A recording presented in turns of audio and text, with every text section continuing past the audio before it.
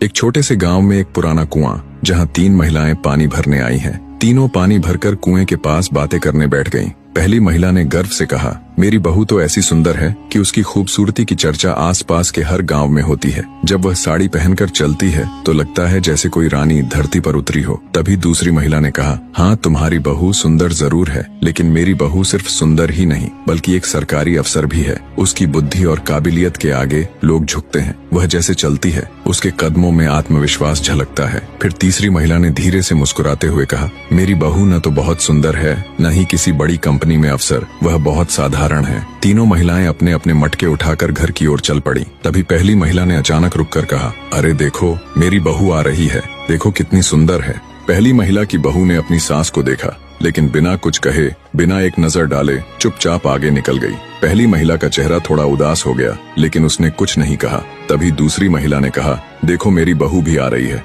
देखो कितने ठाठ से चल रही है, अफसर है ना, उसकी चाल में ही इतना आत्मविश्वास है। दूसरी महिला की बहू ने भी अपनी सास को देखा, लेकिन उसने भी कुछ नहीं कहा, बस एक ठंडी सी मुस्कान दिखाकर आगे बढ़ गई।